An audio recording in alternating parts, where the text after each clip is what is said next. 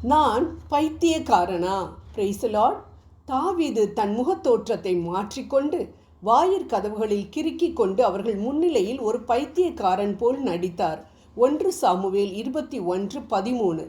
தாவீது சவுலுக்கு பயந்து தன் எதிரியான காத்தின் மன்னன் ஆக்கீசிடம் செல்கிறார். அப்பொழுது ஆக்கீசின் அலுவலர்கள் தாவீதை அடையாளம் கண்டுகொண்டு, இவன் கோலியாத்தை கொன்ற தாவீது அல்லவா என்று பேசிக்கொள்வதை கேட்டு, எங்கே இது தெரிந்தால் தன்னை காத்தின் அரசன் கொன்று விடுவானோ என்று பயந்து தனக்கு பைத்தியம் பிடித்தது போல நடந்து கொள்கிறார். அப்பொழுது அரசன், இந்த பைத்தியக்காரனை போய் என்கிட்ட ஏன் கூட்டிகிட்டு வந்தீங்க என்று சொல்லி அவரை வெளியே அனுப்பிவிட்டதை நாம் இந்த அதிகாரத்தில் பார்க்கிறோம். அன்பானவர்களே, தன்னை கேவலமான வார்த்தைகளால் பழித்து பேசிய சிமையி என்றவனை திட்டாமல், இவனை விட்டு விடுங்கப்பா, அவன் பழிக்கட்டும், ஏனெனில் ஆண்டவரே அவனை தூண்டியுள்ளார்.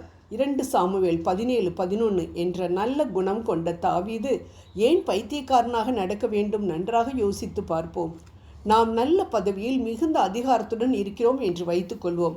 ஆனால் நம்ம கீழே வேலை பார்க்குறவங்க தகாத வார்த்தைகளால் திட்டினா நம்ம தாவீதை மாதிரி, பரவாயில்ல, ஆண்டவர் தான் அவங்கள தூண்டி விட்டு அவன் பேசுகிறான். இப்படி மேபி நான் தான் கோபப்பட்டேனா இல்லையா என என்னை சோதிப்பதற்காக ஆண்டவர் இவனை பயன்படுத்தியிருக்கிறாருன்னு நினைக்கிறேன் என்று சொல்லி விட்டு விடுவோமா? இல்லை. அந்த இடத்தில் நான் ஒரு கிறிஸ்தவன், அதனால் எந்த ரியாக்ஷனும் காட்டக்கூடாது என்று நல்லவன் போல நடித்தாலும் நிச்சயம் அவன் ப்ரமோஷனிலும் சம்பள உயர்விலும் நிச்சயம் கை வைக்கத்தானே செய்வோம். ஆனால் தாவீது இப்படி செய்யவில்லை. அதனால் மற்றவர்கள் என்ன நினைத்திருப்பார்கள்? தாவீதுக்கு என்ன பைத்தியம் பிடிச்சிருச்சா?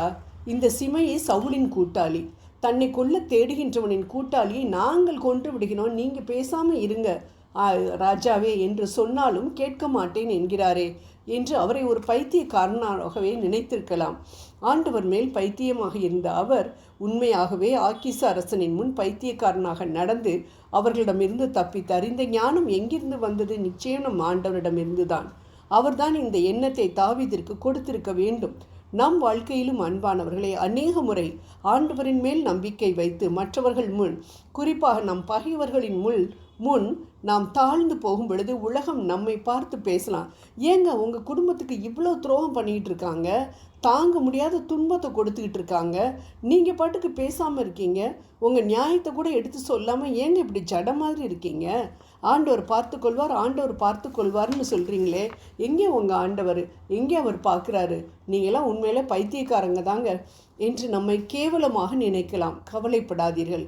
பைத்தியக்காரன் என்று கேலி பண்ணப்பட்ட தாவீதை உயர்த்திய தேவன் குழியில் போடப்பட்ட தன்னிடம் தன் சகோதரர்கள் உதவி கேட்ட பொழுது பழி வாங்காமல் அவர்களிடம் பைத்தியம் போல் நடந்து கொண்ட யோசேப்பின் தேவன், தன்னை கேவலப்படுத்திய தன் மக்களுக்காக ஆண்டவரிடம் பைத்தியக்காரன் போல் மன்றாடிய மோசேயின் தேவன் இன்றும் உயிரோடு வாழ்ந்து கொண்டிருக்கிறார். உலகம் நம் தாழ்ச்சியை கண்டு நம் ஆண்டவரின் மேல் உள்ள நம்பிக்கையினால் நாம் சந்திக்கும் சூழ்நிலையில் உலகம் எடுக்கும் முயற்சிகளை நாம் எடுக்காமல் ஆண்டவரிடம் கொடுத்துவிட்ட நம்மை பார்த்து உலகம் பேசலாம், நாம் புத்தியற்றவர்கள், பைத்தியங்கள் என்று. ஆனால் ஆண்டவர் தனக்குரிய நேரத்தில் நம் பிரச்சனைகளுக்கு விடுதலையை கொடுக்கும் காலத்தில் நிச்சயம் அது வாயடைத்து நிற்கும்.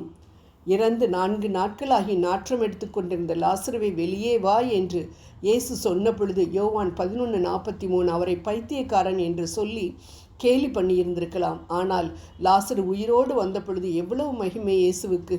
யவீர்வையின் மகள் இறந்து போயிருந்த பொழுது அவள் உறங்குகிறாள் என்று இயேசு சொன்ன பொழுது சிரித்த கூட்டம். மார்க் 5:39 அந்த மகள் உயிரோடு எழுந்த பொழுது என்ன நினைத்திருக்கும்? ஆம் அன்பானவர்களே, அதனால்தான் புனித பவுல் நாங்கள் கிறிஸ்துவின் பொருட்டு மடையர்கள், வலுவற்றவர்கள் என்று 1 கொரிந்தியர் 4:10 சொல்கிறார். ஆனால் அப்படி பைத்தியமாக எண்ணப்பட்டவரை உலகம் எங்கும் எடுத்து பயன்படுத்திய தேவன் உங்களையும் என்னையும் நிச்சயம் பகைவர்கள் முன் வெற்றி பெறச் செய்வார். ஜெபம் செய்வோம்.